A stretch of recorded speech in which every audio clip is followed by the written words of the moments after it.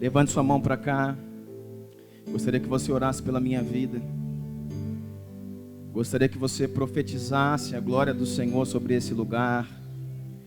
Que Deus abra os céus sobre esse ambiente. Nós sabemos, irmãos, que parece que sentimos, sabe, os dias carregados. É porque verdadeiramente estamos em guerra. Verdadeiramente estamos em batalha no Espírito. Sabe, o Espírito Santo dentro de nós. Sabe, o nosso espírito também parece, sabe, num conflito interno de muitas coisas. E nós precisamos nesses dias nos submeter ao Senhor. Pai, adoramos o Teu nome, Jesus. Declaramos o Teu poder, a Tua glória sobre esse ambiente. Declaramos o Teu Espírito, Pai, a liberdade do Senhor sobre esse lugar. Declaramos o Teu amor, a Tua misericórdia, o Teu poder tocando cada um de nós. Profetizamos em nome de Jesus que nossas mentes estejam liberadas ao agir do Teu Espírito. Profetizamos em nome de Jesus que o Espírito Santo mova o nosso ser, mova a nossa mentalidade, o nosso coração. Que o Espírito Santo tome esse ambiente, Deus, e nos fortaleça como o Seu exército, como a Sua igreja, como a Sua noiva. Vem, Senhor, toma esse lugar. Toma esse ambiente com o Teu poder, Pai. Assim nós oramos em nome de Jesus. Amém. Glória a Deus. Malaquias 4, verso 5. Segura aí, irmãos, essa palavra. Segura essa palavra no seu espírito. Malaquias 4, verso 5 diz assim: Eis que vos enviarei o profeta Elias, antes que venha o grande e terrível dia do Senhor. E ele converterá o coração dos pais aos filhos, e o coração dos filhos aos seus pais, para que eu não venha e fira a terra com maldição. Amém? Dá-nos a Tua sabedoria, meu Deus. Fale conosco, Espírito Santo, em nome de Jesus. Irmãos, Malaquias capítulo 4 está terminando o Antigo Testamento. Se você pegar aí o livro de Malaquias, se você for ver na estrutura da sua Bíblia, está terminando o Antigo Testamento. Aquilo que foi chamada de Antiga Aliança. E depois desses dias, depois dessas palavras, o Senhor ficaria 400 anos sem falar. O Senhor se calaria por 400 anos e nenhum homem e nenhum profeta, ninguém conseguiria ouvir ao Senhor por 400 anos. Ei, eu não sei você, mas se eu fico sem ouvir o Espírito por um dia, eu já fico aflito.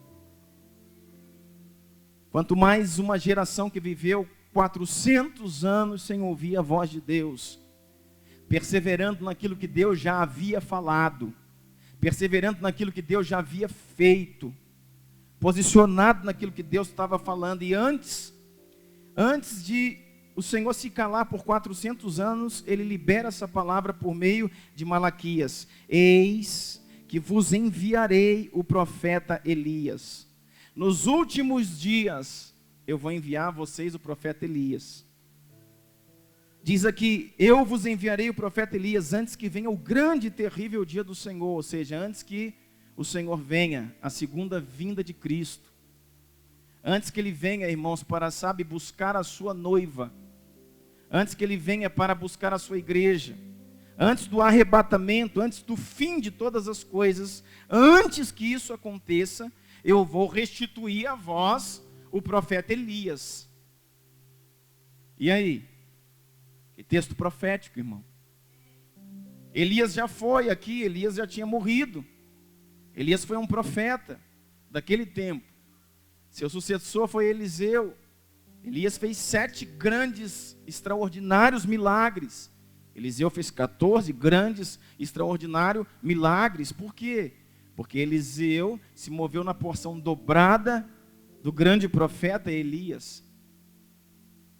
E aqui vem dizendo algo que o Senhor está dizendo, mas nos últimos dias, eu vou restituir o espírito de Elias.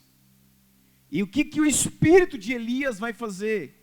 Nós temos que entender que a restituição que Deus vai trazer, irmãos, é um espírito, é um entendimento, é a movimentação de Elias. Elias não vai vir de novo. Elias não vai aparecer de novo, Elias não vai reencarnar, Elias não vai reaparecer, Elias não vai vir. Nos últimos dias, eu enviarei a vocês o profeta Elias.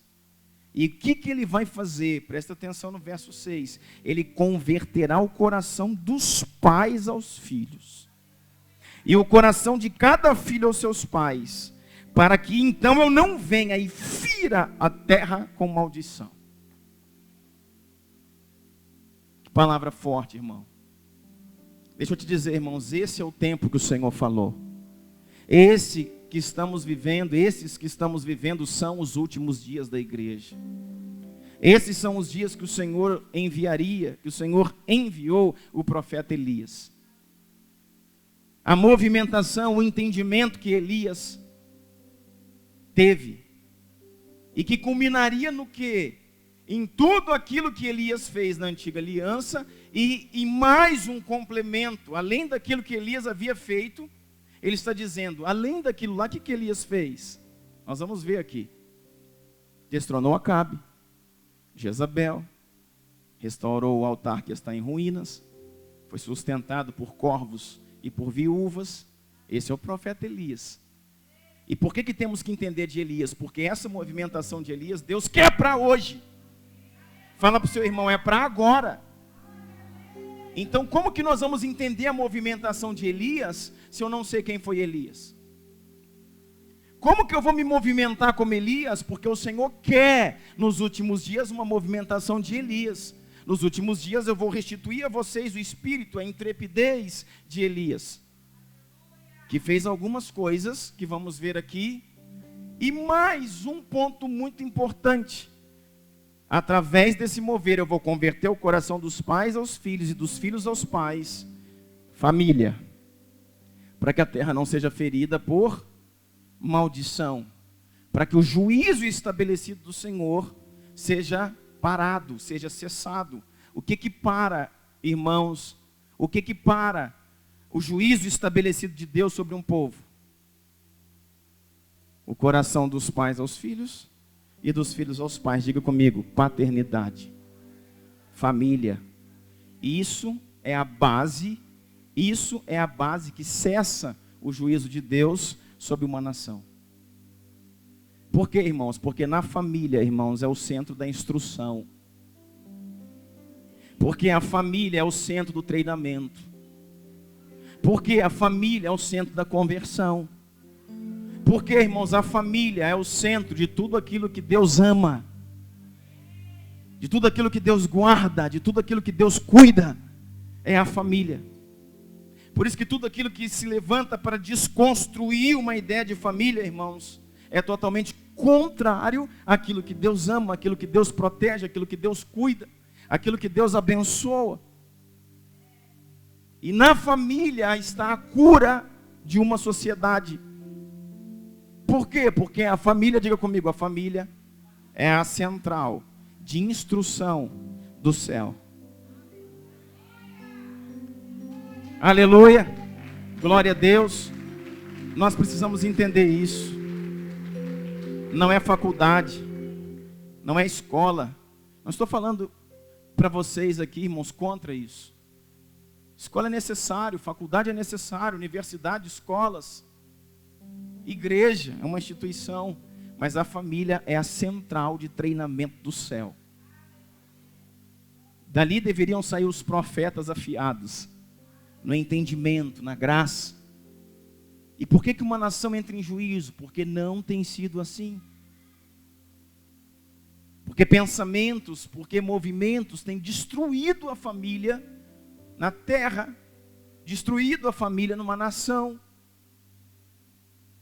E nós, pais cristãos que vivemos pela família, vivemos pelo Senhor, não sabemos como lidar com isso muitas vezes. E estamos perdendo a nossa casa, perdendo nossos filhos. Quando não perdemos, irmãos, fisicamente os filhos que foram embora, filhos que se revoltaram, filhos que na cabeça deles deixaram de ser filhos. Existe isso, mas na cabeça de uns existem. Quando nós não perdemos nossos filhos, irmãos, fisicamente falando, nós perdemos nossos filhos ideologicamente falando. Porque eles não pensam como a família. Eles não falam como a família e eles não agem como a família. Então quebramos o princípio que começamos lá no início. 1 Coríntios, capítulo 1, verso 10. Agora você está entendendo, irmãos, porque no início do culto estava meio tenso, né? Porque, irmãos, não tem sido fácil esses dias falar em nome do Senhor. Porque é um tempo, irmãos, de treinar uma igreja. Qual que é a questão do Mevan? Porque muitas pessoas vêm para cá e não ficam aqui, irmãos. Porque nós somos, irmãos, uma base de treinamento. Nós temos buscado do Senhor. E isso não é porque nós escolhemos, achamos isso muito bonito, que é, não, irmãos, é árduo, é difícil, é debaixo de suor, de lágrimas. Mas essa é a vocação e o chamado de Deus para nós. E nós precisamos entender. Então o Senhor, vamos lá, a partir do primeiro momento, está restituindo a movimentação de Elias. O que fez Elias? 1 Reis 17. 1 Reis 17, verso 1, diz a palavra do Senhor assim. Então Elias, o tisbita, dos moradores de Gileade, disse a Acabe: vive o Senhor Deus de Israel, perante cuja face estou, que nestes anos nem orvalho, nem chuva haverá, senão segundo a minha palavra. Nós já começamos a ver a movimentação de Elias, e como que Elias começa se movimentando de uma forma clara aqui para nós. Procurando um rei, seu nome era Acabe. Um rei que deveria ser o cuidador, o protetor de Israel, porque ele era o rei do povo de Israel. Ele era o rei da nação de Israel. Mas era um rei que fez o quê? Ele se casou com Jezabel. Jezabel era quem? Rainha dos Sidônios, filha de Etbaal. Entre aspas, um principado, uma ação demoníaca, em que o rei de Israel se junta a esse principado. E aí começa uma série de demandas, aí começa uma série de influências vindo do governo de uma nação para o povo. E tudo aquilo que Deus havia estabelecido para a nação chamada Israel começa a se perder. Os princípios, as práticas.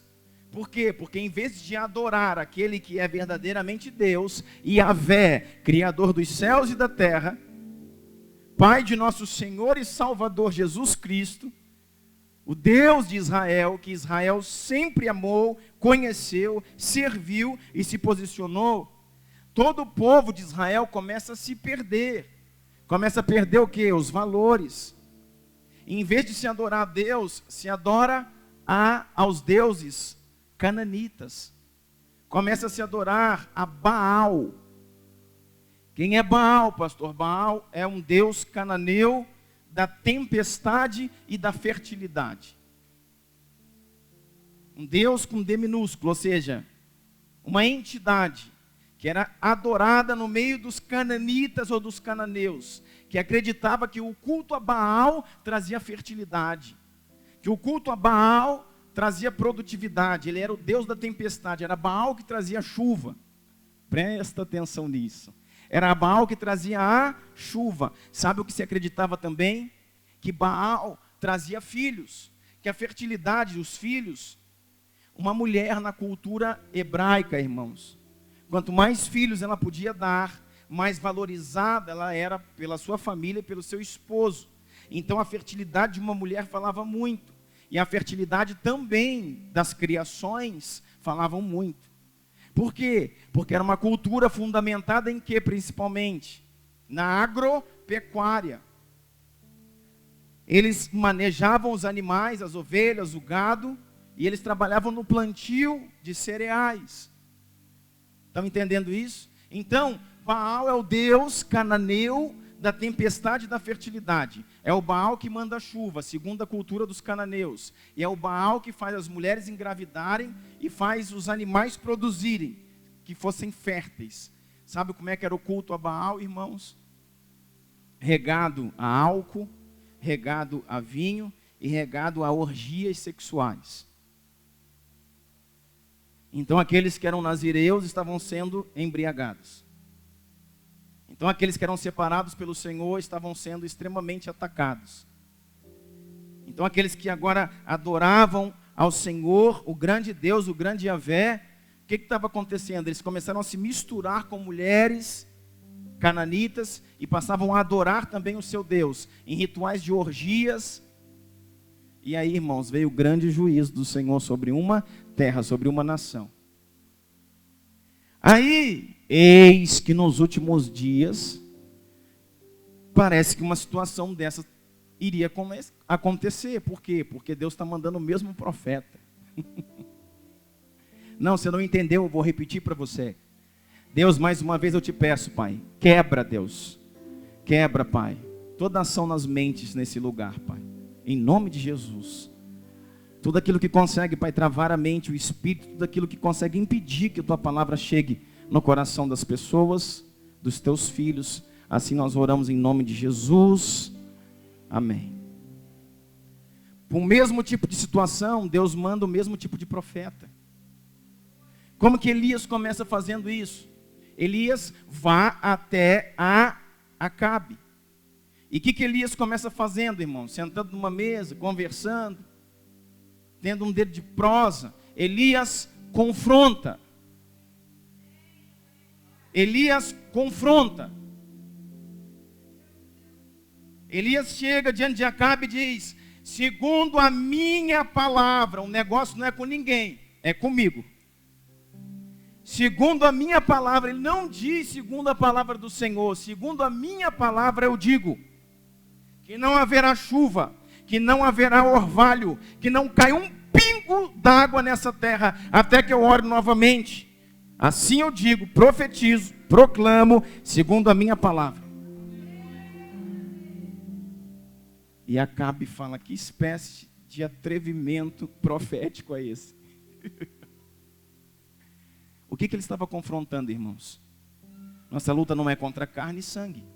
Ele não estava confrontando especificamente ao rei, a Acabe. Ele estava confrontando o espírito. O espírito de quê, pastor? De idolatria de uma nação. O Brasil é a nação mais idólatra do mundo. E aqui se idolatra tantas coisas, não só imagens, né, não só coisas espirituais, mas se idolatra esposa, se idolatra marido, se idolatra filho, se idolatra vaidade, se idolatra o corpo. O que fez da nação brasileira se tornar o país mais idólatra do mundo, e muitas vezes a igreja não tem esses dados. E aí nós continuamos idolatrando o nosso corpo, narcisismo, daquele que a qualquer custo, irmão, se ele não estiver lindo, perfeito, maravilhoso, ele não pode cultuar Deus. Daquele tipo de gente que deixa de ir no culto porque não deu tempo de esticar o cabelo. Não tem aqui, irmãos, graças a Deus. Deus sabe, né? Daqueles que não vão no culto hoje porque não posso cultuar a Deus, não deu tempo de eu fazer as unhas. A roupa que eu queria usar não está aqui. Então, é desse tipo. Idolatria. E uma nação, irmãos, idólatra sempre entrará em juízo. Porque assim a boca de Deus o disse. O que é idolatria? Tirar Deus do centro. Tirar Deus do centro. Porque Deus, irmãos, Ele não é só o primeiro, Ele é o centro das nossas vidas. Ele não tem que ser só o primeiro, irmãos, Ele é o único. Ele não tem que ser só mais importante, Ele tem que ser o primeiro. E nós precisamos trazer de volta esse entendimento à igreja brasileira. Porque para muitos, irmãos, Deus é muito importante. Estou falando para a igreja, não estou falando para o mundo. O mundo, muita gente, né, na caminhada do mundo, muita gente despreza o Senhor, a sua palavra. na igreja, o Senhor para muita gente é muito importante, mas o muito importante às vezes tem coisa que é mais importante ainda.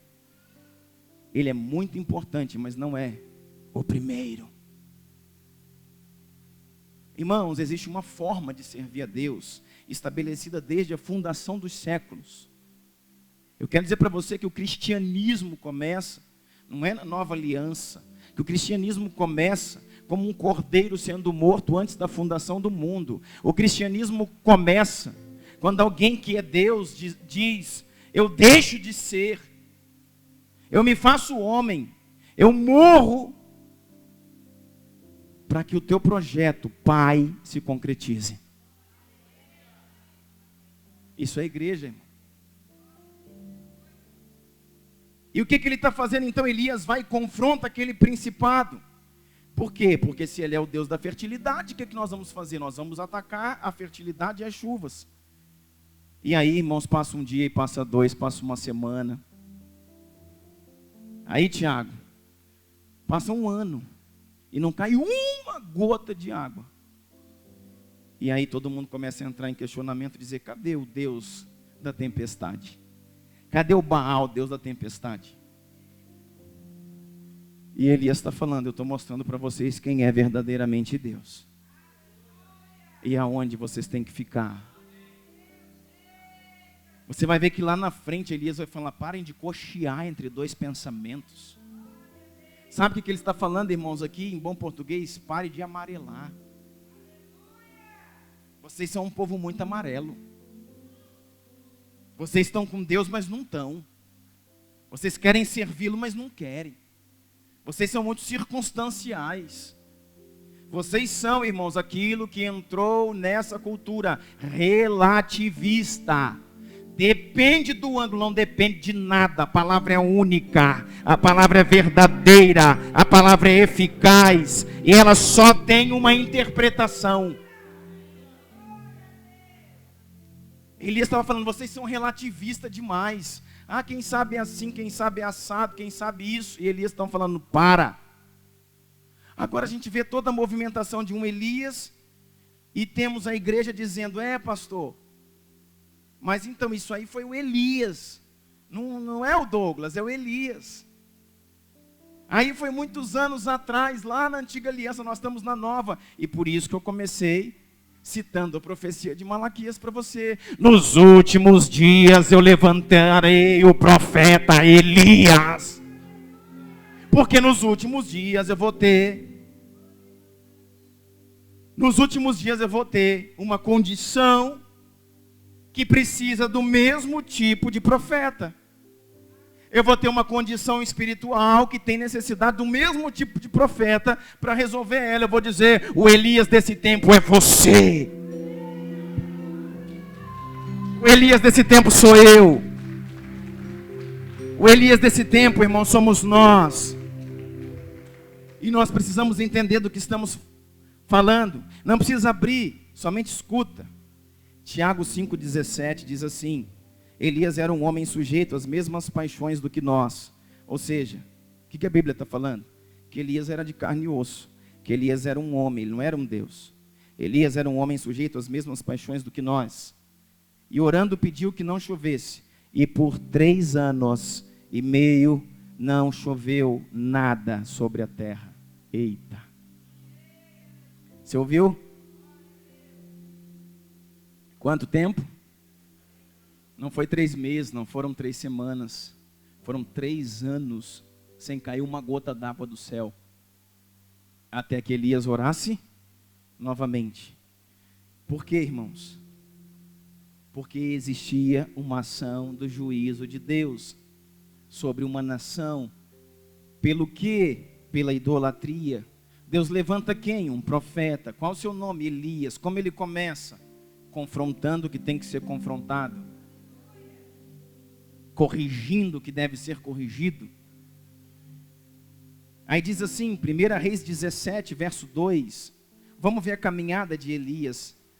1 Reis 17, 2, diz assim, depois veio a ele a palavra do Senhor dizendo, retira-te daqui e vai para o oriente, esconde-te junto ao ribeiro de Querite, que está diante do Jordão, e há de ser que beberás do ribeiro.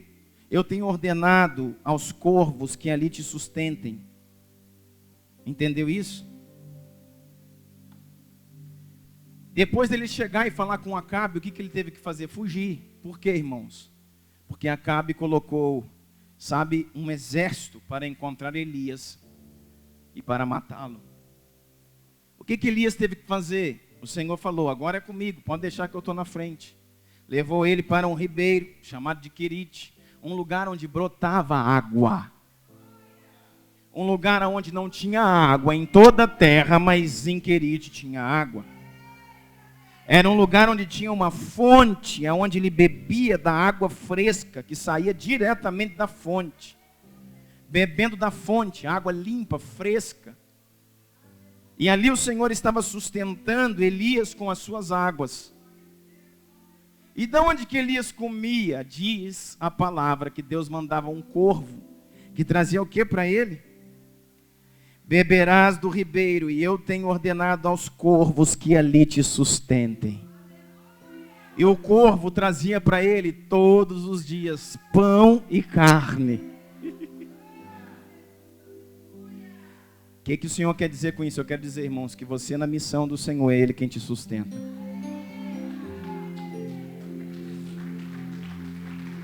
Eu quero dizer para você que você na missão do Senhor é Ele que te sustenta. Qual o problema da igreja brasileira? Mas se eu falo isso, eu me prejudico aqui. Mas se eu entro lá, eu caio de cá. Mas se eu não for por esse caminho, como é que acontece? Você vai pela palavra. Você vai pelas escrituras. E a mão de Deus te guardará. E ai daquele que toca no ungido do Senhor. E ai daquele que põe a mão em quem Deus resolveu tocar. Em quem Deus resolveu usar. Seja ele quem for, irmãos. Quando um homem de Deus fala debaixo de uma inspiração profética, por favor, o respeite. Por favor, ouça Deus falando. O Senhor estava dizendo: Elias, faça o que tem que ser feito, o restante é comigo. E aí uma série de gente, um exército procurando Elias. Elias foi escondido por Deus. Você, Elias, será escondido por Deus. Colocado em um lugar onde Deus quer que você esteja, onde você bebe da água fresca e é alimentado pelos corvos. Sabe uma coisa muito interessante? O corvo, se você for ver a sua estrutura, se você for ver a alimentação de um corvo ele é um pássaro, uma ave de rapina. O que isso quer dizer? Que ele come carne. Só que o corvo trazia a picanha e não comia, porque não era dele, era de Elias. Pensa num corvo faminto, porque não tem aqui nada. 3 anos e meio não chove, seca, os animais morreram, está tudo devastado. Mas de algum lugar, irmãos, dos celeiros do Senhor, existe provisão para aqueles que obedecem.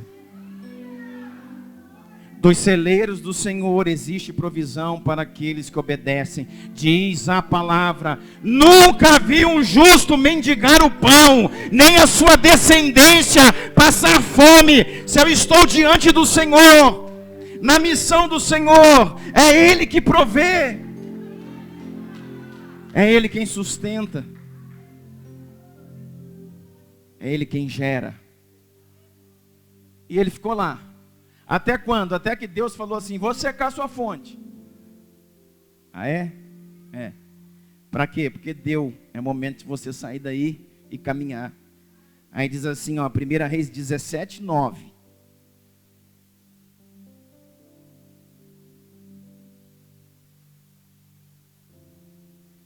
Levanta-te e vai para Sarepta, que é de Sidom. Habita ali, eis que eu ordenei uma mulher viúva que te sustente. Levanta e vai para Sarepta de Sidom e habita ali. Você vai habitar ali. E eis que eu ordenei uma mulher viúva que te sustente.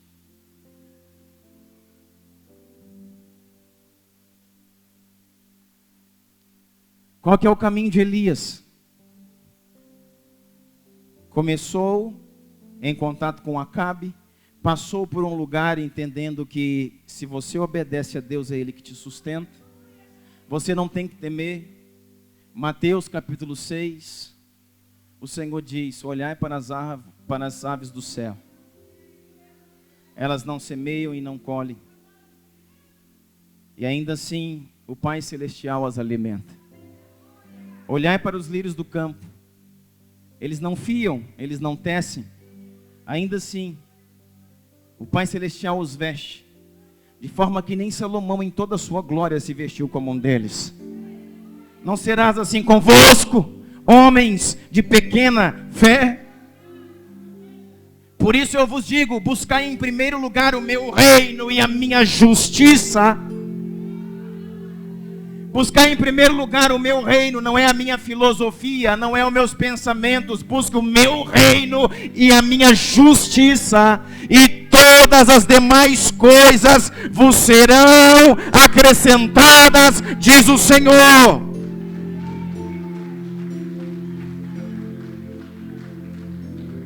O que eu tenho que buscar então?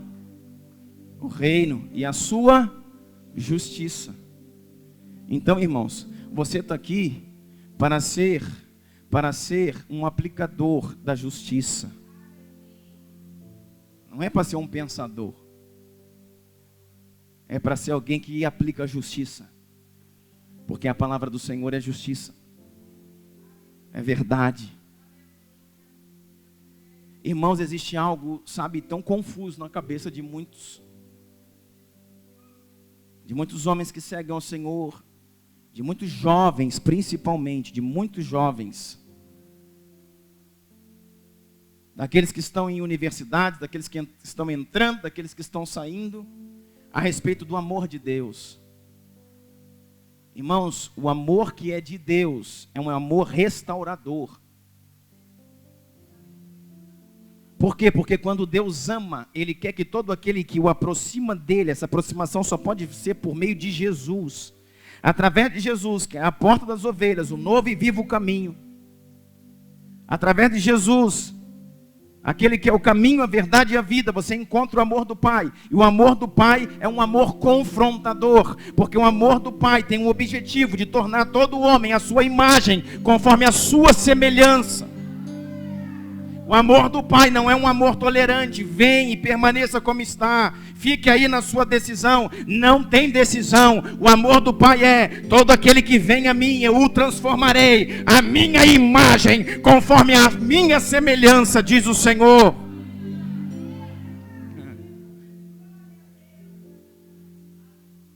Por isso que existe, irmãos, o amor que muita gente entende, mas Jesus não disse isso, Jesus não é assim, Jesus não é assado.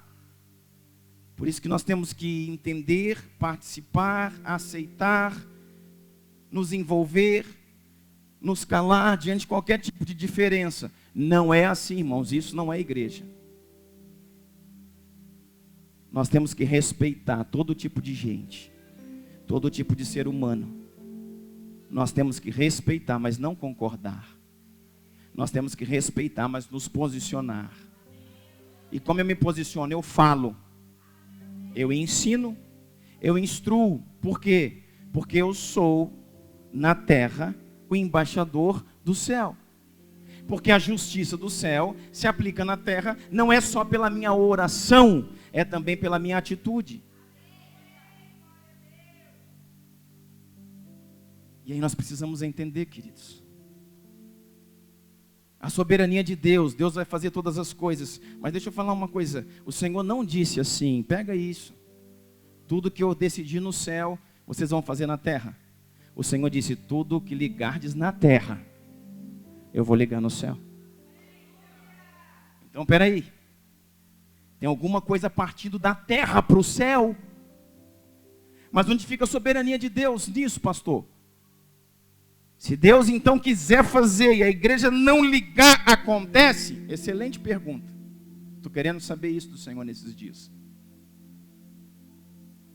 Estou querendo saber isso do Senhor, porque Ele diz: tudo que vocês ligarem na terra, conectem, eu vou ligar no céu.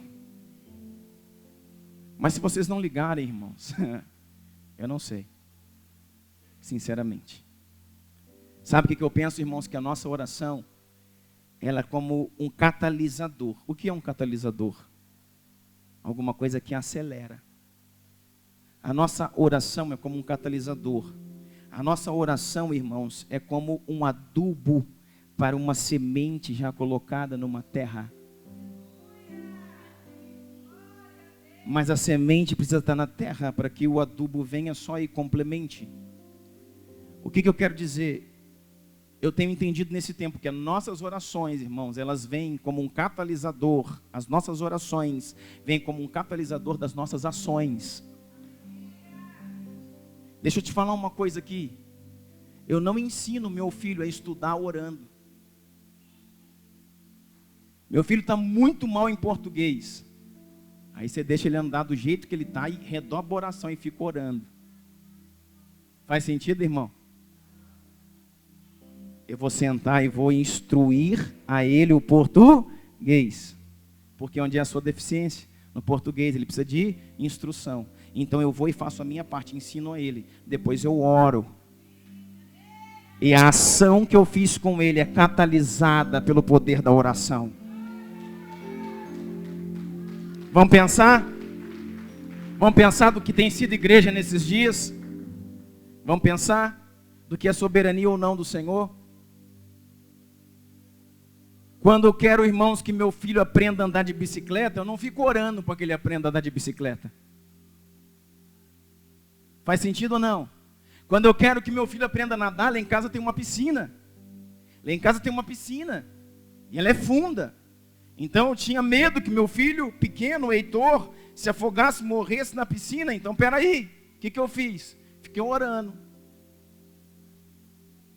Não, irmãos, eu fiz duas coisas. A primeira coisa, eu fui lá e botei um muro de proteção bem grande, impedindo que chegasse na piscina. Depois, o que eu fiz? Eu coloquei ele numa aula de natação e comecei nos meus horários de folga também a treiná-lo para que ele nadasse. Depois eu comecei a orar. Por quê, irmãos? Porque a Bíblia fala: orai e vigiai. Porque a minha oração, irmãos, respalda a ação que eu comecei a fazer. A minha oração catalisa, rega, respalda a minha semente, a minha atitude. Agora, irmãos, no sentido de tudo aquilo que estamos vivendo no Brasil, adianta, irmãos, orar e deixar Deus fazer, e eu faço qualquer coisa e fico esperando ver o que acontece. Tem sentido isso, irmão? Faz algum sentido? Olha, nossa luta não é contra a carne nem contra sangue. Como igreja, irmãos, nós nunca vamos sair para poder lutar com armas naturais. Como igreja, nós nunca vamos sair para agredir ninguém, para atacar ninguém, para ferir ninguém. Por quê? Porque como igreja nós andamos na instrução do Senhor. Mas Deus, irmãos, nos deu uma arma, que é instrução, uma não duas, e oração. Por quê? Porque a oração só rega o que a instrução plantou. Uau, nunca falei isso. A oração só rega aquilo que a instrução já semeou. Primeiro eu ensino meu filho, depois eu oro para que aquilo que eu ensinei seja encontrado no seu coração. Porque Deus não vai fazer, irmãos, aquilo que eu como pai preciso fazer. Então não se trata de guerra. Se nós estamos orando para o Brasil e pensando no sentido de Brasil hoje, daqui a uns dias, nós estamos falando de voto. E voto, irmãos, não é lutar contra carne e sangue. Voto é uma ferramenta legal que Deus deu a um povo para que possa, em juízo, fazer o que deve ser feito. Então, irmãos, quando eu me, abster disso, e aí, o que você pensa? Quando eu me abster disso, o que você pensa? Quando eu me afastar disso, digo, não quero mexer com isso não, está na sua mão. Não somente orar, primeiro você vai lá e faz o que tem que ser feito. e depois você ora. Ou já começa orando antes, né, como temos feito. Mas na hora que você tem que fazer o que tem que fazer, irmão, não amarele.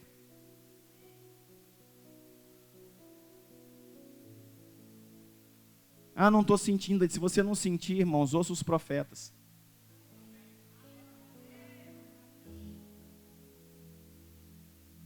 Caminhe, irmãos, para onde a igreja do Senhor no Brasil, graças a Deus, inteiro está caminhando. Porque, irmãos, não adianta a gente se abster da nossa responsabilidade. Não adianta a gente olhar e ficar vendo e pensando o que vai acontecer, porque Deus é poderoso e Ele faz. Não, irmãos. Nós vamos fazer. E deixa eu te falar uma coisa, pensando no sentido de voto. Sabe por que eu tenho que votar corretamente, irmãos? E quando eu falo votar corretamente, nós não somos militantes de um partido. Nós não somos militantes de um candidato. Nós somos militantes de um princípio. A igreja trabalha por princípios de família, de honra, de decência, de ordem e de progresso. Não é anarquia que está escrito aqui e progresso, é ordem. Nós trabalhamos em favor de um princípio. Então não tem como entender, irmãos, que todo aquele que caminha como igreja invista contra o seu princípio, contra a sua própria casa, contra a sua própria família. Sabe o que nós estamos vendo, irmãos, dentro das igrejas do Brasil? Pais perdendo filhos para a homossexualidade, pais perdendo filhos para o lesbianismo. E aí nós oramos para ajudar essas famílias, mas quando você vai ver a ideologia da família, grita por algo que anula a sua oração. A ideologia da família grita por algo que anula a sua oração. Se alguém semeou numa ideologia, no entendimento, então quem vai impedir que ela colha, irmãos, aquilo que ela está plantando? Estão entendendo o que eu estou dizendo? Sabe por que eu tenho que ensinar, irmão? Não é orar pelo meu filho. Sabe por que eu tenho que ensinar, além de orar? Você já pensou numa coisa? Que o menino que você tem em casa hoje, meninão, molecão, de 12 anos, que só joga videogame, e chuta bola, e come pirulito. Na próxima eleição para presidente, ele vai votar? Já pensou nisso? Deus estava me falando isso esses dias. O seu filho de 12 anos hoje, na próxima eleição, ele vai votar. Aí como que a sua oração instrui seu filho? A sua oração não vai instruir seu filho. Você vai instruir seu filho. Você vai instruir seu filho. Você já parou para pensar? O Heitor tem 6 anos, irmão. Deixa eu falar uma coisa para você muito séria, querido. E não é questão de militância partidária, em nome de Jesus, que nós estamos fazendo aqui. Eu quero que você entenda princípio. Nós lutamos, amamos, estamos presos à palavra, à Bíblia. Agora pensa uma coisa. Meu Heitor tem 6 anos. Infelizmente eu tenho que fazer algo com ele. Ensinar para ele coisas que talvez nessa idade ele não precisasse aprender. Mas eu preciso ensinar. Com 6 anos, pastor, esses dias nós estávamos voltando da escola. E eu vi 2 meninas no banco de uma praça, abraçadas e se beijando. Se beijando, beijo de língua, irmãos. As meninas que deveriam ter no máximo uns 13 anos cada uma. Eu parei o carro e falei para o meu filho, olha para aquilo. Qualquer pai, eu acho, né, mais ajuizado do que eu, iria arrancar o carro correndo, né, ia fechar. Aí ele olhou ali, que é isso, pai? Eu falei, é tudo aquilo que Deus abomina. Falei para ele, não é as meninas, eu estou falando, é o que elas estão fazendo. O Senhor não ama isso, o Senhor não nos ensinou para isso, o Senhor não nos criou para isso. Irmãos, e ele ficou assim e começou a perguntar, e nós fomos falando. E eu fui falando para ele, Deus criou macho e fêmea, e Deus nos fez homem e mulher, e Deus mandou com que a gente tivesse um pai e uma mãe, casasse, assim viessem os filhos. Ele falou, pai, tem isso? Eu falei, tem, filho, e muito. E eu vou te falar, daqui a uns dias você vai ouvir isso na sua escola. Porque, irmão, vai ouvir. Nós estamos lutando aqui contra kit gay, trabalhando, militando. Não vamos conseguir segurar isso muito tempo. Agora, irmãos, eu prefiro eu ensinar para o meu filho do que a escola ensinar para ele do jeito que eles quiserem ensinar. Do jeito que eles acharem que devem ensinar. Então eu falei para ele. E falei e expliquei. E hoje ele tem um entendimento com 6 anos. Sabe por quê, irmãos? Quando ele começar a ter um acesso a esse tipo de informação, ele já vai saber, meu pai já me ensinou isso. E o que essa professora está falando é mentira, porque não é assim que Deus acredita. E o meu filho, irmãos, vai ficar com a palavra que eu ensinei para ele, reguei com oração. Agora eu não vou ficar orando, irmãos, para que Deus proteja ele das coisas sem que eu venha ensiná-lo. Instruí-lo. Para ele andar de bicicleta, eu botei as 2 rodinhas, tirei uma rodinha, tirei a outra, pedala, cuidado para ele nadar. Eu botei ele na piscina para ele estudar, eu botei com ele no caderno para ele votar, eu fico orando.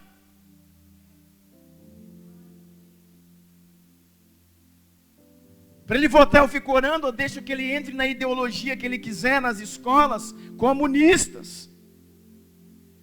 Nas universidades, esquerdistas, marxistas. O que acontece? O problema da igreja, irmãos. Nós não sabemos quem é Karl Marx. Não sabemos quem é Frederick Engels. Não sabemos quem é Antônio Gramsci. Não sabemos nada sobre o movimento socialista. Aí o que dizem para a igreja? Política e religião não se discute. Sabe o que eu tenho aprendido nesses dias, irmãos? O socialismo não é política, é uma religião. Porque as pessoas que entram nele defendem com mais forças o socialismo do que sua própria fé.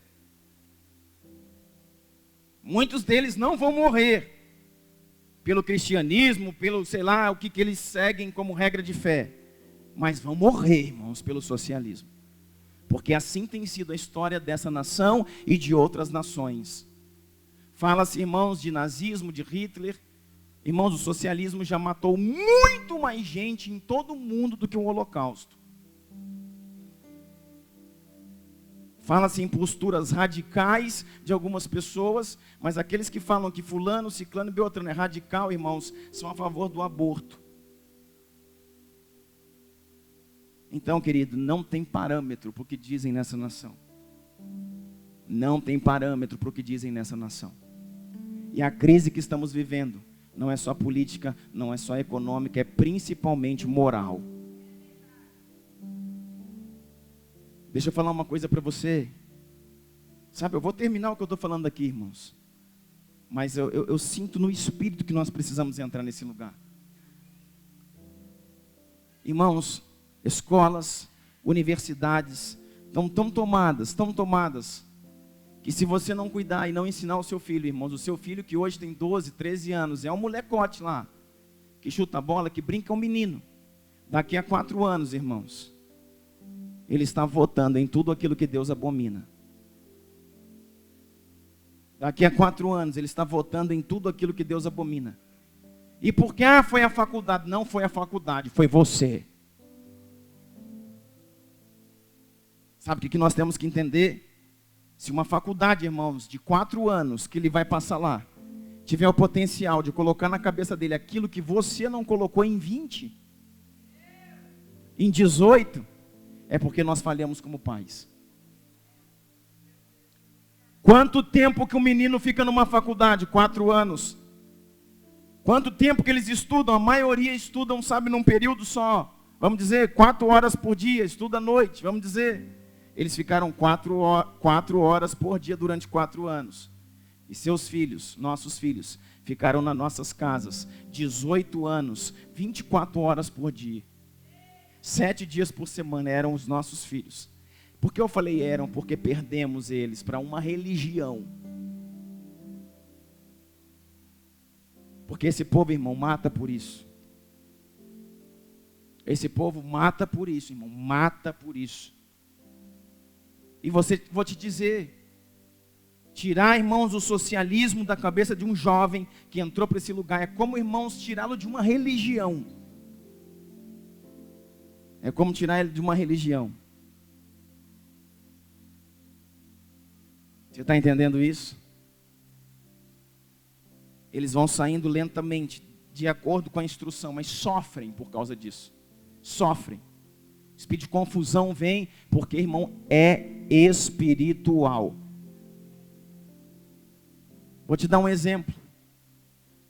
Pensa alguém que está envolvido com droga, mas ele não é viciado. Ele usa droga porque é malandro mesmo. E usa droga. E quando ele resolver que aquilo ali saiu de moda, parou, já era, ele para e pronto. Ele simplesmente resolve parar e nunca mais usa. Porque ele nunca foi viciado. Agora uma pessoa, irmãos, que a droga realmente entrou na sua constituição, entrou na sua química, entrou na sua origem, entrou na sua vida. São anos, irmãos. Anos e anos e anos de luta, de guerra.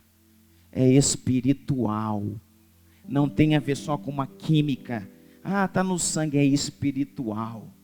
E vai e volta e levanta, e aquela guerra interna e desinterna, interna e desinterna. Nós já tratamos algumas pessoas assim, que hoje são pastores, mas que durou tempo, e durou ano, e durou anos, e oração, até que fosse liberto. Uma pessoa, irmãos, que entrou num movimento, num entendimento socialista, apenas para fazer uma onda, quando ela resolver sair fora disso, ela sai. É como uma droga. Mas a pessoa que entrou, o espírito, irmãos, o espírito do socialismo entrou dentro de si, tocou a sua mente. Irmãos, é guerra. Ela vai sofrer. Você já viu um católico, bem católico, praticante? Quero dar nome aos bois aqui. Vamos você ter um entendimento. A pessoa que nunca foi praticante, teve ali, estava porque estava na religião. Aí um dia ela conheceu as escrituras e conheceu pelas escrituras que a adoração, a imagem, tudo aquilo ali, sabe, o Senhor abomina, o Senhor não se agrada. E ela simplesmente falou, vou largar isso aí tudo e pronto. E ela largou tudo isso, irmãos, do dia para a noite. E se posicionou naquilo que a palavra diz. Mas quando alguém servia o catolicismo na raiz, que o espírito do catolicismo tomou a sua mente, a pessoa vem para a igreja, conhece a escritura, decide na mente, eu vou deixar tudo isso. Irmãos, e ela sofre. A pessoa treme. A pessoa dá ataque cardíaco, dá angústia, dá insônia. Por quê, irmãos? Porque se trata de um principado. Porque se trata de coisas espirituais. Não é simplesmente uma decisão, são coisas espirituais. E a pessoa pensa que está traindo a sua família, que está traindo a avó que já morreu, que está traindo os antepassados, e entra numa crise que, sabe, irmãos, é só oração para tirar. Por quê, irmãos? Porque é religião. A guerra é espiritual, e eu vou dizer, esse tipo de pensamento, irmãos, o socialismo, o marxismo, o comunismo é religião. E para se libertar disso, a pessoa vai saindo devagar e sofre. E entra em contradição e volta. E vem as alucinações e sofre. Por que você tem que ensinar os seus filhos? Não é só porque, irmãos, aqui agora, 7 de outubro, nós vamos resolver o futuro do Brasil. É porque daqui a 4 anos você pode ter, irmãos, um comunista dentro da sua casa.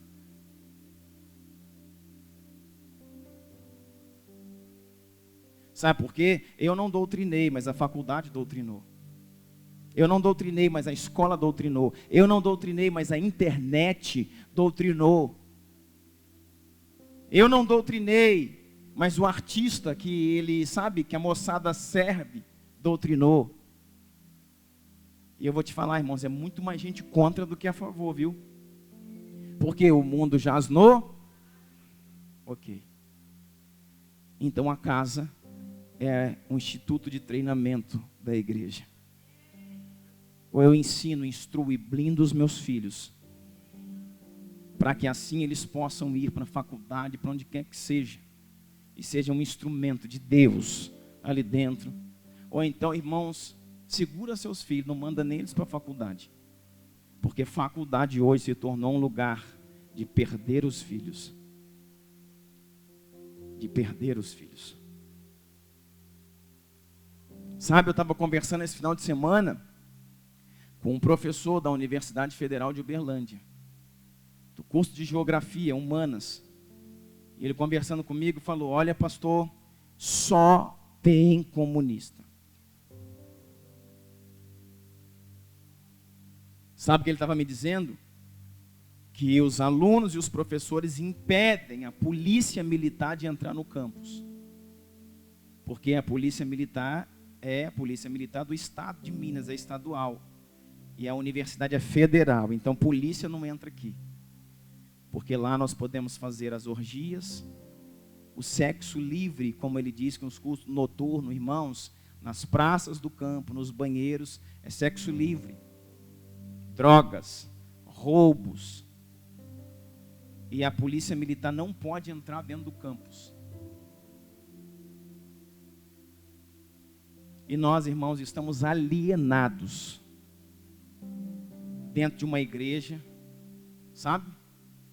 Orando para Jesus voltar, e esse é o nosso anseio. Mas quero dizer, irmãos, vai um tempinho ainda. E nós vamos ter que fazer mais do que isso. Nós vamos ter que instruir. Nós vamos ter que ensinar. Sabe por que eu tenho que instruir meu filho? Não só, irmãos, porque eu não quero perdê-lo. Eu não quero ter um filho daqui, sabe? Há 4, 8 anos, sei lá, sabe? Eu não quero ter, irmãos. Não quero e não vou ter um comunista dentro de casa. Pela vida dele que eu amo e pela vida da minha nação que eu amo. Eu amo a minha nação e não quero um filho meu colaborando com a destruição da minha nação. Eu sabendo que eu tenho um filho meu dentro de casa, criado, nascido das minhas entranhas, colaborando com a destruição da minha nação. E se você for estudar, irmãos, a fundo, já estudamos, já fizemos algumas aulas aqui, precisamos fazer muito mais.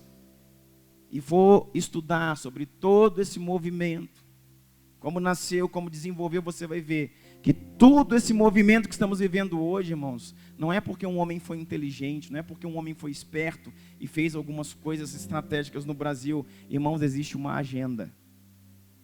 E existe uma instrução de passo a passo do que deve ser feito para a instalação do comunismo. Quem quer entrar nisso só segue os passos e entra como entrou em qualquer outro lugar. Você já ouviu falar em teologia da libertação? A igreja precisa entender isso. A teologia da libertação, que parece um nome bonito, né? Ah, pastor, é libertação? Não. Teologia da libertação, irmãos, é o que tem entrado dentro de igrejas. É que desconstrói. Libertação vem de desconstruir toda a hierarquia. A teologia da libertação entrou nas famílias dizendo: é a família que destrói a liberdade dos jovens. É porque tem pai e mãe que é responsável que o jovem não pode pintar e bordar. Então vamos acabar com a família. É isso que eles aprendem na faculdade. Teologia da libertação. Teologia da libertação é os funcionários se rebelando contra os patrões. É o povo se libertando contra as forças de paz, polícia, forças armadas de uma nação. E aí, irmãos, se inverte os valores de forma como aqueles que foram levantados por uma nação, que foram levantados até pelo Senhor, para serem instrumentos de guardar uma nação, como é as forças armadas, se tornam os bandidos, e os ladrões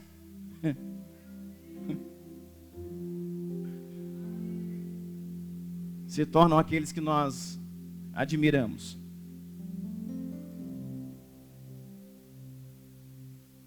E isso tudo, irmãos, não vem, irmãos, e isso tudo se chama comunismo, socialismo. Se enfraquece as instituições, se enfraquece a família, destrói a igreja, destrói a igreja católica, destrói a igreja evangélica, destrói em favor de liberdade. Você já ouviu até falar de liberdade, igualdade e fraternidade? É lindo, né? Vai estudar de onde vem isso, irmão. Vai estudar de onde vem isso. É lindo, né?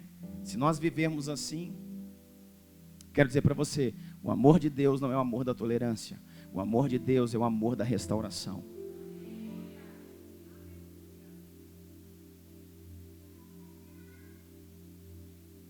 Vamos acabar? Precisamos acabar. 1 Reis 17, o Senhor então manda Elias ir até a viúva. E quando ele vai até a viúva, algo extraordinário que acontece aqui. O que acontece aqui? Ele chega numa viúva que, no meio de uma seca de 3 anos e meio, ela está lá catando os seus últimos gravetos para fazer um bolo e para morrer. Está lá com os filhos, está lá no meio da seca, falou: eu sou viúva, não tem meu marido, morreu. Quem que está aí? Eu e meu filho.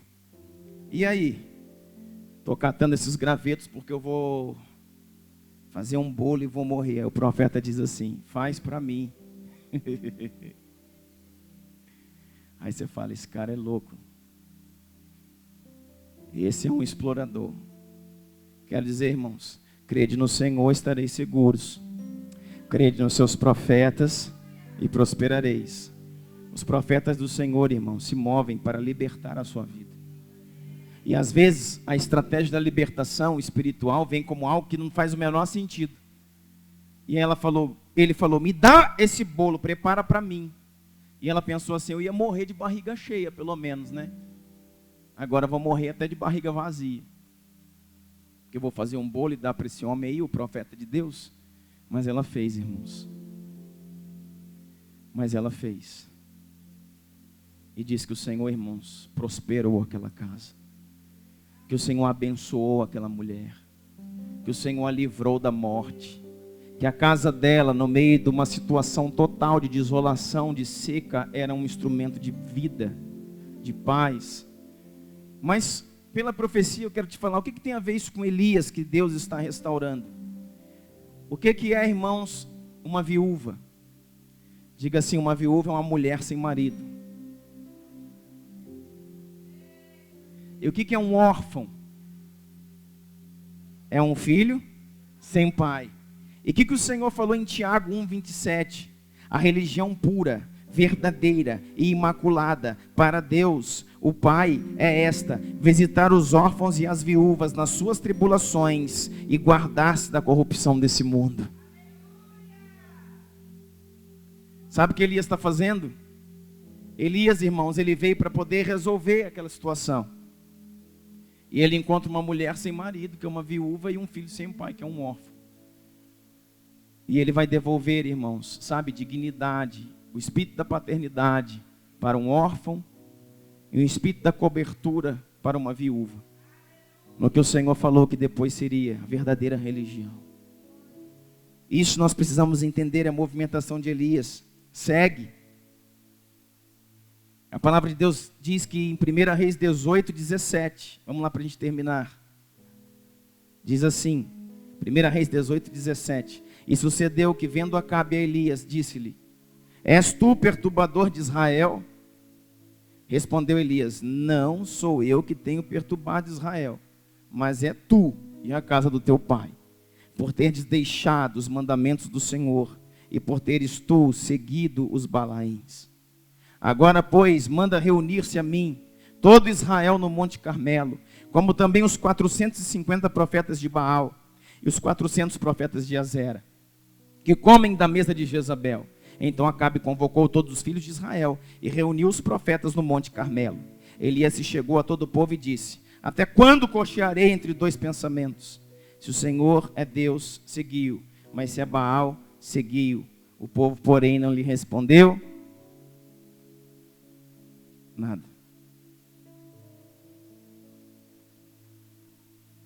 O que Elias está fazendo aqui de novo, irmãos? Confrontando um governo corrupto. Quando o Senhor falou para ele: chegou a hora de tu aparecer, Elias, tu não fugirá mais. E o que eu faço agora, Deus? Você aparece para Acabe. Acabe está te procurando, é você que vai achá-lo. Acabe está te procurando por todo lado, mas é você que vai achá-lo. E quando Acabe estava andando lá sem mais nem menos, o Elias aparece. E o Acabe pergunta assim para ele: é tu o perturbador de Israel? Ele falou: não. Muitas vezes, irmãos, aqueles que estão numa missão do Senhor são conhecidos assim, como perturbador. Como perturbador. E eu vou dizer para você, isso não mudou na nova aliança. Aonde, o que dizia o apóstolo Paulo? Aquele que se torna amigo de Deus, ele se torna o quê? Inimigo do mundo. Isso não mudou na nova aliança. Por quê, pastor? Porque eu queria ser, sabe, um cristão paz e amor. Porque na verdade, né? Paz e amor. Que é isso que é a verdade, assim, verdadeira paz. E o amor que Jesus fala é isso. Paz e amor. Jesus, não foi mais nenhum outro. Jesus falou: se perseguiram os profetas que vieram antes de vós, também os perseguirão. Alegrai-vos quando vos perseguirem e mentindo disserem todo mal contra vós. Alegrai-vos e exultai-vos, porque grande é o vosso galardão no céu. Grande é o vosso galardão no céu. Qual que é o problema, irmão? Nós não ensinamos isso para os nossos filhos. E os nossos filhos querem entrar agora numa instituição e serem aceitos. Então, de duas uma: ou eles não suportarão a pressão desse mundo e virarão comunistas desviados da palavra. Ou então, irmãos, eles vão aguentar pressão. E não aguentando pressão, irmãos, o que acontece com os filhos da gente? Depressão, angústia, psicólogos, porque estão sendo resistidos. Vou dizer, você tem pouco tempo. Talvez seu filho tenha 15 anos hoje, 14, 16, 2 anos para falar: meu filho, prepara-te. Porque a palavra do Senhor diz: quando mentindo contra vós vos perseguirem, alegrai-vos, porque grande é o vosso galardão no céu. Essa é a igreja, irmãos, que vai restaurar uma nação, que vai entender quem é, que vai dizer diante de tudo e todos: eu não me corrompo. Eu tenho uma mentalidade, um entendimento. Eu amo a Senhor acima de todas as coisas. Eu não me vendo, eu não entrego o meu corpo. Eu não vou, coabitar com esse tipo de pensamento de vocês. E se eles forem rejeitados? Se eles forem, não, serão. Prepare-se. Eu quero te dizer, irmão, só tem uma alternativa: ser munido como uma tocha, ser guiado como uma flecha, no meio, de lobos. Quando eu tive a oportunidade de passar, irmãos, por essa mesma faculdade, por essa mesma universidade federal, eu passava profetizando: Deus vai mudar a sua sorte, Deus vai mudar a sua vida, você vai precisar do Senhor, e quando a bomba estourava: ô Douglas, ora pela gente, minha mãe está morrendo, meu pai está assim, meu pai está assado, me cortei lá no plantão médico, olha aqui, o paciente era um presidiário que veio para mim, é HIV positivo, por favor, ora por mim. Eu oro, ajoelho aqui no meio de todo mundo e aceita Jesus como Senhor. Irmão, eu oro, ajoelha e aceita Jesus como Senhor. Diga comigo: eu entrego a mim. E vou te falar, você vai ser liberto agora. Você não vai pegar HIV. Deus vai te curar agora. Mas se você não seguir Ele, não vou orar não, vou deixar você morrer. Irmão, falei: agora é comigo. Por que Deus vai curar alguém? Para ele se tornar alguém contra o Evangelho. Vamos fazer um plano? Eu vou orar aqui por você. O Senhor vai te curar, amém, amém. E você vai servir Ele até o resto da sua vida, amém, amém. Então tá bom, agora eu vou orar. Isso aconteceu com uma menina, irmãos, que ela hoje faz parte da igreja Videira, lá em Goiânia, desde que nós formamos até hoje. É líder lá de um monte de grupo, de um monte de coisa, me manda uns e-mails de vez em quando. Está lá, firme com Jesus. Sabe por quê, irmãos? Porque no meio da movimentação existem as flechas incendiadas. Nós precisamos preparar o nosso povo, os nossos filhos. Elias chegou lá e o Acabe falou: é você, o badernador. E falou assim: eu não, é você. Você que fez essa confusão com o povo de Deus. E aí, irmãos, ele propôs um duelo. Não vamos guerrear nós dois, nossa luta não é contra carne e sangue. Está lá na antiga aliança e Elias está falando: calma, não é, vamos fazer o seguinte. Vamos nos encontrar lá no monte Carmelo, lá em cima. Você, Elias, escuta aqui para a gente orar. Você, Acabe, é um rei desviado. Você entregou a nossa nação na mão da idolatria. E nós vamos lá em cima, no cume do monte, nós vamos colocar tudo diante do Senhor. Você invoca Baal e eu invoco o Senhor. Uau! Uau! Irmãos, é esse o espírito de Elias que Deus está trazendo. Ou seja, autoridade, querido. A autoridade. A autoridade, irmãos, a autoridade não é para brigar na força.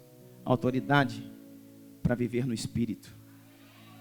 Vamos lá para cima do monte? Vamos. E o doido, irmãos, o doido Acabe ainda foi. E chega lá, depois você lê 1 Reis 18. Você sabe da história, vou até fechar aqui. E você sabe, irmãos, que se concentraram ali todos os homens. Sabe o que eu penso? Que eu pagaria um ingresso que fosse. Eu pagaria a quantidade, sabe, que fosse para ver uma guerra dessa. Um duelo de titãs. Para ver verdadeiramente, irmãos, o Deus de Israel contra Baal, em cima do Monte Carmelo. Sabe o que acontece, irmãos? O povo pagou um preço mesmo. Porque se você for ver as tribos de Israel, elas cruzaram todo o deserto para chegar até o Carmelo. Eles vieram de muito longe. Tinha um representante de todas as tribos, das 12 tribos vieram os representantes, mais os profetas de Baal, mais os profetas de Azera, mais Acabe, e subiu todo mundo, afluiu todo mundo para o cume do monte. E lá estavam todos os representantes. E aí então que comece. Elias falou: rogue ao Deus de vocês, rogue a Baal e peça para Baal, para que venha, para que se manifeste aqui. E eles, irmãos, diz a Bíblia, eles tocaram, eles cantaram, eles bateram tambor, eles rodopiaram. Nada. Eles começaram a se cortar, passar estiletes no seu corpo, as navalhas cortar, descer sangue na terra. E nada. Elias, atrevido, chega e diz: pode ser que ele esteja ocupado, grita mais alto. Pode ser que ele tenha alguma coisa para fazer, ainda não terminou, espera mais um pouco, eu não estou com pressa, eu espero um pouquinho. E esperou mais meia hora, mais uma hora, e aí? Você acha que já deu para o seu Deus chegar? Ou espero mais um pouco? Não, grita mais, às vezes ele está com sono, alguma coisa aconteceu. Até que deu o momento, irmãos, que Elias falou: chega, agora é a hora de nós clamarmos ao Senhor. Sabe o que ele faz, irmãos? É o que a igreja precisa fazer hoje, o espírito de Elias. Vamos separar os meninos das crianças, né? Menino de homem. A igreja precisa fazer isso, irmão. No que sentido o Senhor está falando? No sentido daqueles que vão à missão. Irmãos, nós estamos num momento muito sério. O que nós vamos fazer agora? Traz todo mundo para cá. Elias fala para o povo: o negócio é o seguinte: parem de cochear entre dois pensamentos. Parem de viver de lá e de cá. Para de falar que é de Deus e na hora H age como um covarde. Uau! Pare de dizer que é isso, né? Que é de Deus, mas na hora de se definir, não se define, se anula. Vou me anular, vou me abster. Para de falar que é de Deus e na hora de definir as coisas, apoia quem afronta Deus. Pare. Agora vamos separar quem é de Deus e quem não é de Deus. Quem quiser servir a Deus pode servir, quem não quiser vai servir Baal. Separou. Aí falou assim, olha, vamos fazer mais uma coisa, o povo está dividido. Já existia, irmãos, o reino de Israel e o reino de Judá. Já tinham separado, ele diz assim, agora nós vamos ser um novamente, como nos tempos do rei Davi. Sabe o que vai restaurar essa nação, como fogo vai descer do céu?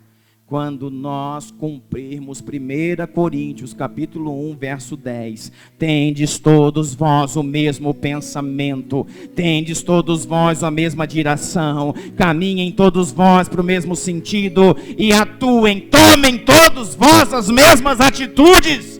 Eu rogo-vos em nome de Jesus. Paulo está dizendo em nome de Jesus, por favor, igreja. Porque, irmãos, quando igreja realmente foi igreja, ninguém segura igreja.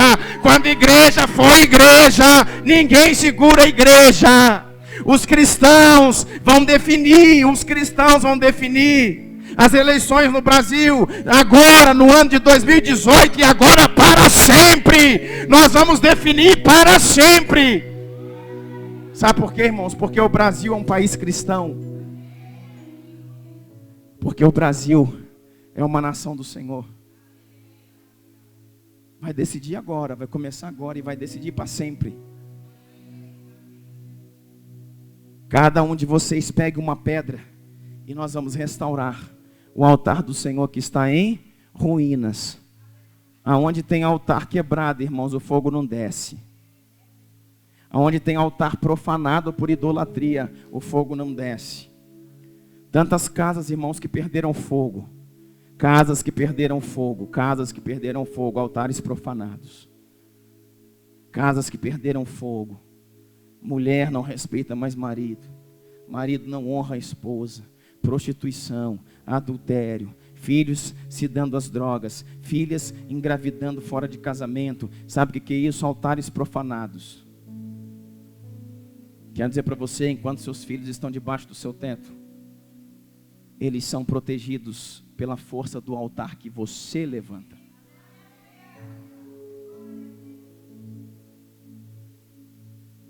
Está entendendo isso?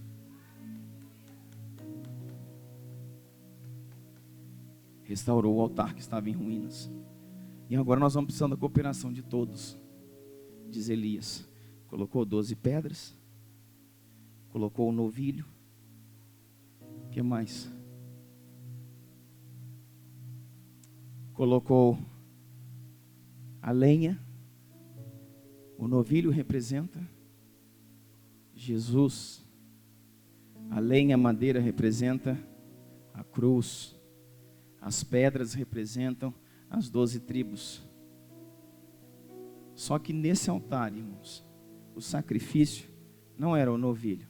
Nesse altar, o sacrifício era a água.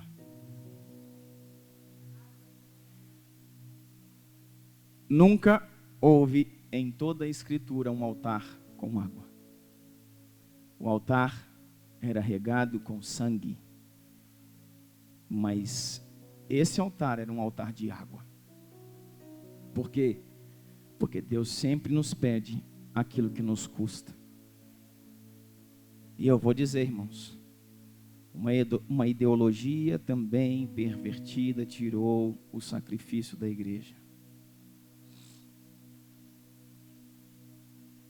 Uma ideologia também pervertida tirou a disciplina, a correção do amor. Tirou o sacrifício da igreja. Porque de Gênesis a Apocalipse Deus fala, traz. Deus fala, faça, depois eu farei. Deus fala, venha, depois eu vou. De Gênesis a Apocalipse. Mas tem um pessoal aí pregando, irmãos, o caminho largo, o pessoal bem tranquilo. É porque o Pai de amor, eu sou da graça. E por isso a igreja se enfiou no caos que se enfiou. No caos que se enfiou. Porque o Senhor fala assim, olha, 3 anos e meio que não chove. Se tem uma coisa que não tinha ali era água. Tudo seco, seco, seco, tudo seco por todo lado. Aí o Senhor fala assim, depois que está o altar pronto, fala assim, cave em volta do altar um rego ao povo. O quê? Cava. Aí Elias falou, o que é isso aqui? É um rego. E diz lá na Bíblia, eu não estou aqui, fechei meu texto, mas diz, sabe, um rego para tantas medidas de semente. É fundo o rego. Vai cavando, faz uma canaleta, um rio em volta. E beleza, e para que nós vamos fazer com isso aqui? Se ninguém tem água, não tem água. Secou o Querite, lembra que ele bebia? Querite secou rio, secou tudo. Não chove 3 anos e meio, seca total. Aí quando está aquilo lá vazio, o Senhor fala assim, encha de água. Aí olha um para a cara do outro. E Elias falou, eu falei para vocês, né? Como diz nosso apóstolo, eu falei para vocês que estava tempo de ir embora. Vocês quiseram ficar aqui, o Elias falou aqui, é a base de treinamento. Vamos encher de água. Mas onde tem água? Eu não lembro de nenhum rio, eu não lembro de nenhuma fonte, eu não lembro de nada que jorre água hoje para a gente encher um córrego que foi feito dessa profundidade aqui. Aí diz a Bíblia que ele mandou fazer o quê? Pegar 4 cântaros, não é isso? É 3, 4 vezes ou é 4, 3 vezes? Olha aí para mim no texto. 4 cântaros, né? Pegou 4 cântaros e disse assim, vai lá, enche os 4 cântaros e derrama aí. Sabe o que eu entendo, irmãos? Que aquela água era o sacrifício, porque o novilho magro eles arrumaram lá. Mas água ninguém tinha. Sabe o que aconteceu? Elias falou, todos vocês que profanaram o altar do Senhor, todos vocês que se envolveram em idolatria com Baal, chegou o tempo de remir. Igreja brasileira, escute isso, filma isso aqui, escute isso. Chegou o tempo de remir. Chegou o tempo de a gente dar o que nunca demos. Chegou o tempo de viver como nunca vivemos. Chegou o tempo de nos entregar como nunca nos entregamos. Chegou o tempo de remir. Aí o povo está tudo assim, 4 cântaros enchem. Elias chega assim e diz assim, olha, cada tribo pega um cântaro e enche. É responsabilidade de cada tribo. Porque chamou primeiro, vem cá, Benjamim, vem cá, Gade, Azer, Naftali. Quantas tribos tinham? 12. Chamou 4 primeiro. Cada um de vocês pega e enche um cântaro desse aqui. Mas da onde? Com que água que tem? Da água da tribo. Daquilo que vocês carregam no cantil. Daquilo que vocês têm no odre para beber. Daquilo que vocês trouxeram com cada um dos soldados, guerreiros que subiram esse monte e atravessaram todo esse deserto. Cada um aí tem um odre, ninguém caminha sem água. Todo mundo aí tem um resto de água no cantil, pega e despeja, encha, vai ser um cântaro desse para cada tribo. Encha. E cada um olhou, mas se a gente jogar essa água aqui, não chove tem 3 anos e meio, a gente joga água aqui. E depois que a gente joga água aqui, e o Senhor consome o altar, o Senhor responde, ok, mas e aí? Nós vamos morrer de sede. Em poucos minutos depois. E Elias falou, o Senhor vai responder com fogo. E depois vai selar com água. Você não entendeu? O Senhor vai responder com fogo. E depois Ele vai selar com águas. As chuvas virão. Do tamanho de uma mão de um homem, uma nuvem aparecerá. Mas a partir do momento em que nós corrigimos as nossas vidas e levantamos o altar que está em ruína, as águas do Senhor, os rios de Deus voltarão a fluir nessa nação. Aleluia! Ah, Jesus!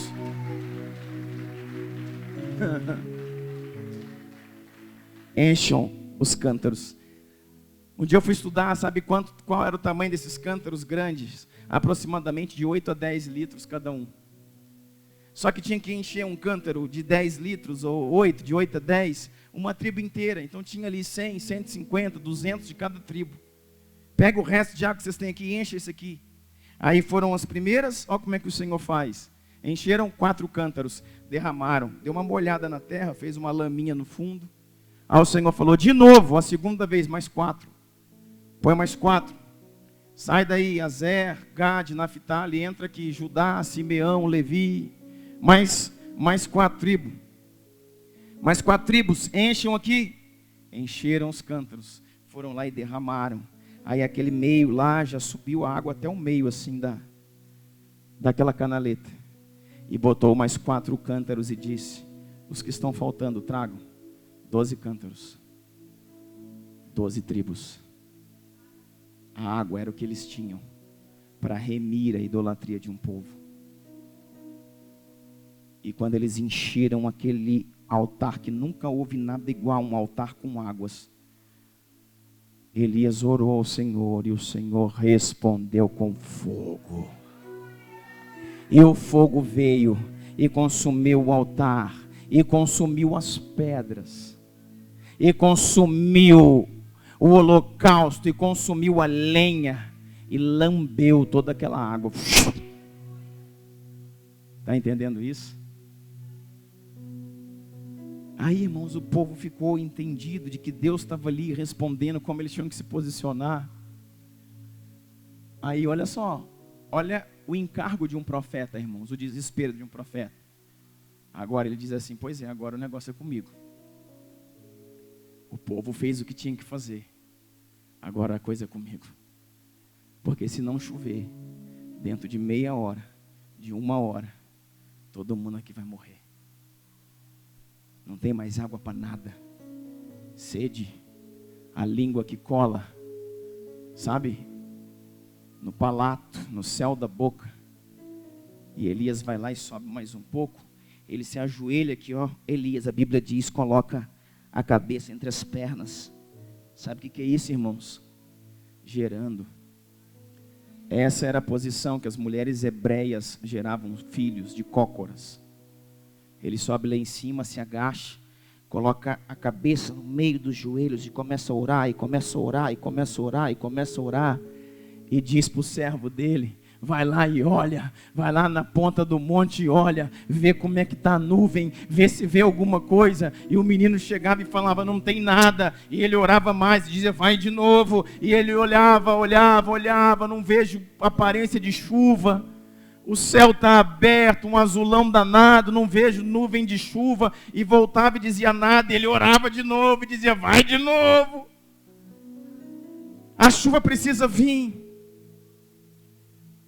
Até o momento que o menino chegou e falou: Elias, eu vejo uma pequena nuvem. Ela parece a mão de um homem. Ele é a sua imagem e semelhança. Ele é a sua imagem e semelhança. Eu vejo uma mão como a mão de um homem. Ela está vindo em nossa direção.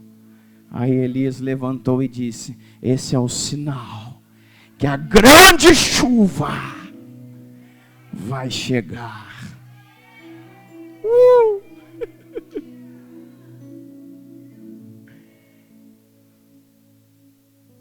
Sabe o que isso quer dizer, irmãos? As chuvas, nós vamos orar agora, que verdadeiramente suprem uma nação. As chuvas que não são enviadas por Baal. As chuvas que não são enviadas pela negociação dos princípios. As chuvas verdadeiramente do Senhor. Chuvas que suprem uma nação. Chuvas que convencem o coração dos pais aos filhos e dos filhos aos pais. Sabe qual é o próximo passo da igreja, irmãos? Corrigir os lares, as famílias. Os filhos precisam voltar para os pais se voltarem para os filhos. Eu quero dizer para você, irmãos, que o Instituto de Instrução do Céu, chamado família, precisa ser reabilitado no Brasil, para treinar os seus profetas, para levantar os Elias desse tempo.